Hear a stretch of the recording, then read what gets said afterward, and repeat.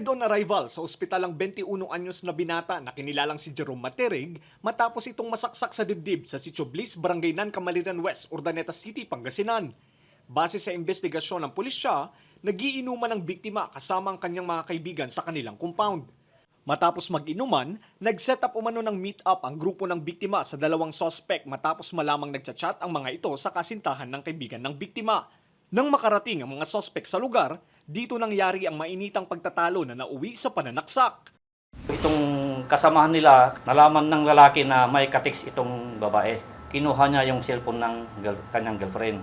At na nga sir, nung nag-sit up sila na mag-meet sila sa isang lugar doon sa barangay ng Camaliran, itong alleged suspect natin na alleged na katix ng babae, dumating sa lugar na yun na nga po, at nagkaroon ng alitan, habulan, alitan hanggang sa itong biktima natin, bigla na lang pong napahando siya sa kalsada. At nung suriin ng kanyang mga kasamahan, mayroon na po siyang tama sa kanyang dibdib.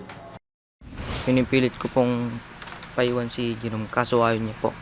Isang sabi niya po sa akin, ngayon lang naman to pre, lalabas ko lang naman yung sakit ng loob ko, sabi niya sa akin. Sige, bahala ka, sabi ko sa kanya. Tapos nung nakalabas na po kami, nakapwesto-pwesto na po sila. Dalawa lang po sila. Siyempre hindi na po sana matutuloy yun kung hindi po sila tumakbo eh. Kakasapin ko po sana si Jerome. Kaso bigla po siyang tumakbo. Kaya tumakbo po ako. Tapos nung pagkampas po ni Jerome, hindi po tumama. Tumakbo si Jerome sa isa. Nung ampas po sana ng kahoy. Kaso nabitawan ni Jerome yung kahoy. Kaya kaya inampas po siya dito po sir. Tapos napatras naman po si Jerome. Ang di po namin alam, nasaksak na pala siya dito sir. Tapos bigla po siyang natumba sa gilid ng may kalsada sir. Tapos sinabol ko naman po yung sumaksak. Tapos inano po dito ko sir. Nasugod sana ako sir. Nakita ko po sila na nagsusuntukan na sila. Hindi na pa ako sumugod sir. Nung nakita ko po si Jerome na umatras po na parang hinana po. Tinignan niya po ako, tapos doon na po siya bumagsak. Tapos doon na din po ako tumakbo sa kanya. Nagtamo ng saksak sa kaliwang bahagi ng dibdib ang biktima. Labis naman ang paghihinagpis ng mga kaanak ng biktima. Anak ko.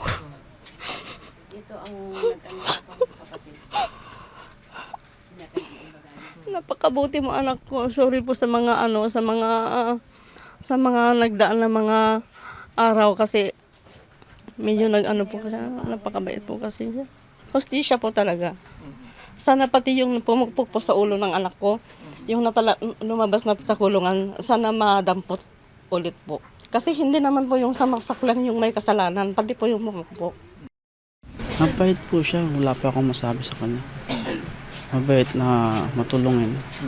Hindi rin po siya palaaway. Dito lang po yan sa bahay.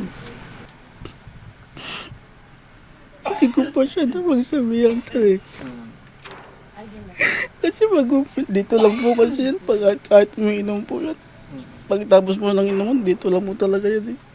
Nasa kustodiya ngayon ng pulisya ang 18 anyos na suspect na mahaharap sa kaukulang reklamo. Tumanggi na itong magbigay ng pahayag. Maaari lang po sana na lalo na po sa mga kabataan sir, na iwasan na po ang ganitong sitwasyon, yung inuman hanggang umaga, kasi doon nagaganap yung ganitong insidente sir. Lester Narag, Balitang, Solid North.